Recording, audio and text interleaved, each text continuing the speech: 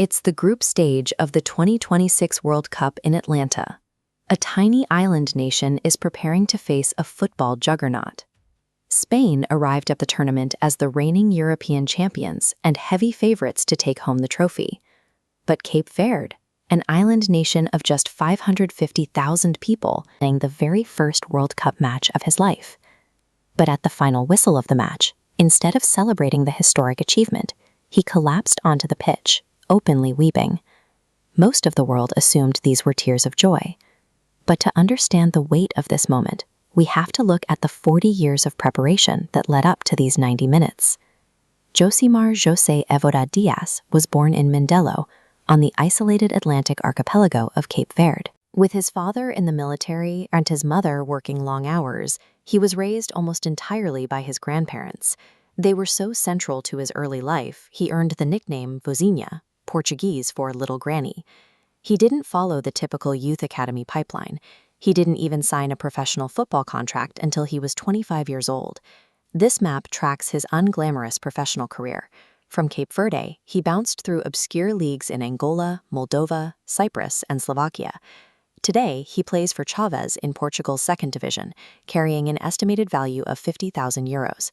He spent nearly 2 decades grinding in relative obscurity. Now he was stepping onto football's biggest stage to face a lineup of multi-million-dollar superstars. The 90 minutes in Atlanta quickly became a mathematical onslaught. Spain absolutely dominated the game, holding 74th. If we filter that to expected goals, the mathematical likelihood of scoring, Spain generated 1.46 xG. They were highly likely to score. But Vozinha systematically denied the next generation of elite talent, frustrating young attackers like Lamine Yamal. He stood firm against established veterans, making sharp interventions in the box to stop Ferran Torres. By the final whistle, Vozinha had recorded 7 crucial saves in the match, refusing to let a single ball past him. Against overwhelming statistical certainty, his human reflexes and a lifetime of quiet preparation held the line. Which brings us back to the pitch in Atlanta and the tears at the final whistle. The joy of the draw was mixed with deep personal grief. The grandparents who raised him, who inspired the name Little Granny printed on his back, had passed away years before they could watch him play in a World Cup. And his mother, who is still alive, was kept away by a bureaucratic barrier. This graphic highlights a recent policy change. The U.S. government added Cape Verde to a list of countries requiring citizens to post a returnable visa bond of up to $15,000 just to enter the country. For Vozinha's family, that cost was simply out of reach. His family's seats in the stadium remained empty, but outside the arena, the global football community stepped in to fill the void.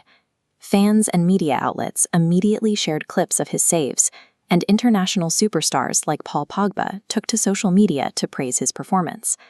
This line graph tracks his sudden fame. Within hours of the match ending, his Instagram following shot from 50,000 to over 6 million.